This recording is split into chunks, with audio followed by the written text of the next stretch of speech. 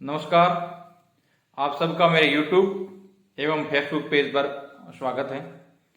आज मैं आपको छात्रवृत्ति के संबंधित संपूर्ण जानकारी दूंगा कि आपको छात्रवृत्ति फॉर्म भरने से पहले क्या क्या सावधानी रखनी है, जिससे कि आपकी छात्रवृत्ति उस समय पर आपके अकाउंट के अंदर जमा कर सकें। क्योंकि अधिकतर विद्यार्थियों के ऑब्जेक्शन है वो लगभग सेम तरीके से आते हैं, तो मैं आपको वो गलती बताऊंगा जो अक्सर आप लोग करते हैं।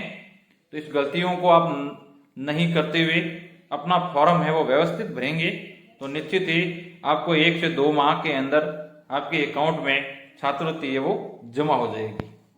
तो मैं आपको क्रमश से सारी जानकारियां दूंगा, तो आप इस वीडियो को अंत तक देखें और देखने के बाद में यदि आपने अभी तक है वो छात्रवृत्ति का आवेदन नहीं किया है तो उसके बाद में आपको छात्रवृत्ति का आवेदन है वो करना है। चाहे आप कालीबाई भील मेघावी स्कूटी योजना का आवेदन करो या सीएम स्कॉलरशिप यानी मुख्यमंत्री उच्च शिक्षा छात्रवृत्ति योजना के तहत यदि आप छात्र आवेदन करते हो या समाज कल्याण विभाग के तहत यदि आप आवेदन करना चाह रहे हो, तो सभी के लिए है वो मैं आपको आवश्यक जानकारी है वो इस वीडियो में आप तक पहुंचाने की कोशिश करूंगा। तो सबसे पहले मैं आपको ये बता दूं कि कालीबाई भील मेघावी स्कूटी योजना और मुख्यमंत्री उच्च शिक्षा छात्रवृत्ति योजना के आवेदन है वो शुरू है। तो जो विद्यार्थी लड़की बालिका है जिसके 65% 12वीं के अंदर उसे एबो बने हुए हैं, तो वो कालीबाई भील मेघावी स्कूटी योजना के तहत आवेदन कर सकती हैं। और जो स्टूडेंट है वो एमबीसी, ओबीसी या जनरल, यदि उनके बीपीएल नहीं है और उसके अंतिम वर्ष के अंदर 60% से अधिक यदि बने हैं तो वो सीएम स्कॉलरशिप छात्रवृत्ति के तहत आवेदन कर सकते हैं। उनको मुख्यमंत्री उच्च शिक्षा छात्रवृत्ति के तहत 5,000 रुपए है वो उसके अकाउंट में जमा करवाए जाएंगे। तो यदि जिसने अभी तक आवेदन नहीं किया है तो इस वीडियो को देख करके व्यवस्थित समझ करके फिर आपको आवेदन करना है। तो मैं सबसे पहले आपको ये बताऊं कि सबसे पहले यदि आप आवेदन करना चाह रहे हो तो पहली चीज ये है कि आपकी खुद की एसएसओ आईडी से ही करना है। आपकी खुद की एसएसओ आईडी बनानी है, उस एसएसओ आईडी के आधार पर ही आपका आवेदन करना है। ई मित्र के एसएसओ आईडी से आपको आवेदन नहीं करना है, क्योंकि अधिकतर ऑब्जेक्शन आता है तो आपको ऑब्जेक्शन के बारे में कोई जानकारी नहीं होती है और समय निकल जाता है। निकलने के बाद में फिर छात्रवृत्ति आपके अकाउंट के अंदर नहीं आता है। ओबीसी कैटेगरी के कैंडिडेट इस चीज को व्यवस्थित सुन ले कि आपके पहले आओ पहले पाओ का सिस्टम होता है। जिसने पहले फॉर्म भरा है, जिसके व्यवस्थित फॉर्म है, सारे डॉक्यूमेंट ओके हैं, तो आपकी छात्रवृत्ति जल्द आ जाती है। और जिस बाद में फॉर्म भरते हो तो आपकी बजट है वो खत्म हो जाता है, उसके बाद में आपकी छात्रवृत्ति नहीं आने का चांस रहता है। तो आप जैसे ही आवेदन शुरू होते हैं उसी समय आपको आवेदन है वो कर देना है।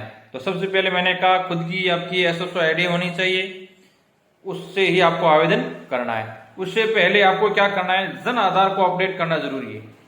जन आधार को अपडेट करने के लिए आपको जन आधार में आपका नाम की स्पेलिंग यानी मीनिंग, पिता का नाम, माता का नाम और आपकी जन्म तिथि ये 10वीं के मार्कशीट के आधार पर होनी चाहिए। जो आपके 10वीं की मार्कशीट के अंदर आपका जो नाम, पिता का नाम, माता का नाम और आपकी जन्म तिथि है उसके अनुसार ही आपका है वो जन आधार के अंदर अपडेट होना जरूरी है, क्योंकि इसी के आधार पर आपको छात्रवृत्ति वो मिलती है। यदि इसमें मिसमैच हो गया तो आपका ऑब्जेक्शन आ जाएगा। ऑब्जेक्शन आने के बाद में आपके छात्रवृत्ति उस समय पर नहीं मिल पाती। आगे मैं आपको बात करूं तो आगे है आय अपडेट करना। आय अपडेट के अंदर क्या होता है कि आपको ई मित्र के माध्यम से है वो आय को अपडेट करनी होती है। ये एक ऑनलाइन प्रोसेस होता है। इसमें आपको जैसे ही आप ई मित्र से आय अपडेट करोगे तो आपको ब्लॉक लेवल पे वहां से वेरिफिकेशन होता है। फिर आगे से वेरिफिकेशन होने के बाद में आपका आय अपडेट हो जाएगी। आय अपडेट करनी बिल्कुल जरूरी है। यदि आपने आय अपडेट नहीं की है तो अभी से आप आय अपडेट कर लीजिएगा।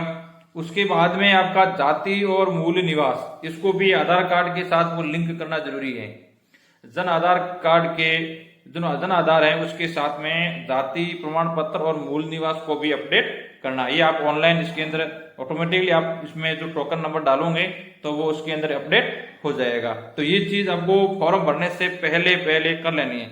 सुन लीजिएगा एक बार और, नाम, पिता का नाम, माता का नाम, जन्म तिथि, ये 10वीं के मार्कशीट के आधार पर ही होना चाहिए। यदि आपको उसमें मैच नहीं हो रहा है तो आज अभी से आपको आधार कार्ड और जन आधार कार्ड के अंदर आपको अपडेट कर लेना है। इसके बाद ही आपको आवेदन करना है। और उसके बाद में आप एक चीज के ध्यान रखें, लास्ट ईयर की जो आप मार्कशीट लगा रहे हो वो बिल्कुल ओरिजिनल मार्कशीट होनी जरूरी है। लास्ट ईयर के अंदर आप यदि मार्कशीट लगा रहे हो तो आपको बिल्कुल ओरिजिनल मार्कशीट ही लगानी है। यदि आप ओरिजिनल मार्कशीट नहीं लगाओगे तो आपका लास्ट में ऑब्जेक्शन है वो आ जाएगा। इस चीज का ध्यान रखें, ओरिजिनल मार्कशीट आपको लगानी है। और इसके साथ में आपको जिस महाविद्यालय या स्कूल विद्यालय से आप पढ़ रहे हो, वर्तमान के अंदर आप पढ़ रहे हो, उसकी फीस की रसीद है वो ओरिजिनल आपको अपडेट करनी है। फीस की रसीद आपको बिल्कुल जो आपकी पूर्ण फीस है वही लगानी है, अधूरी फीस है वो आपको नहीं लगानी है। कॉलेज की या स्कूल जहां भी आप जिस आवेदन करना चाहते हो उसको पूर्ण फीस आपको उसके अंदर उसकी रसीद है वो लगानी है। आगे अब आपको क्या करना है, अब सीएम स्कॉलरशिप हो या कालीबाई मेघावी स्कूटी योजना के अंदर आपको फिंगर लगाने की आवश्यकता नहीं रहती है।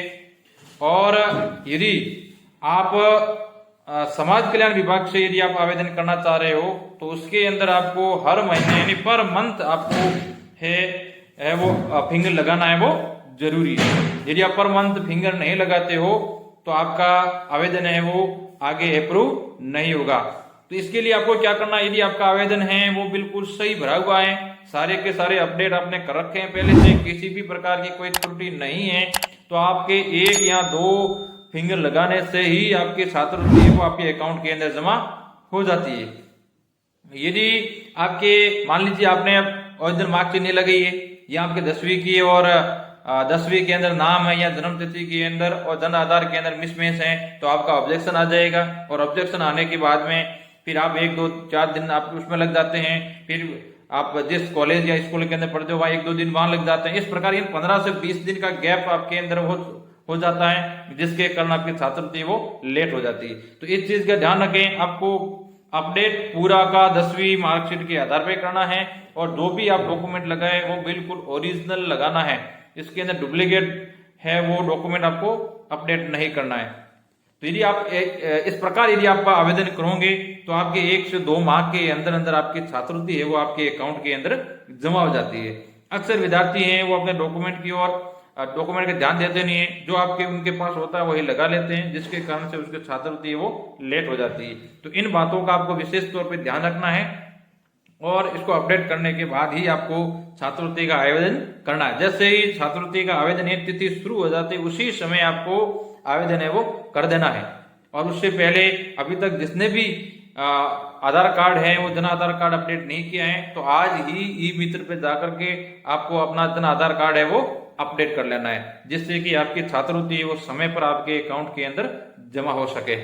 तो ये जानकारी यदि आपको अच्छी लगी है तो आप अपने दोस्तों के साथ जो विद्यार्थी पढ़ रहे हैं अधिक से अधिक उनके साथ शेयर करें, ताकि वो अपना आवेदन है वो आराम से और अच्छी तरीके से भरें, ताकि उसका जो छात्रवृत्ति है वो समय पर उसके अकाउंट में जमा हो सके। बहुत बहुत धन्यवाद। जय हिंद।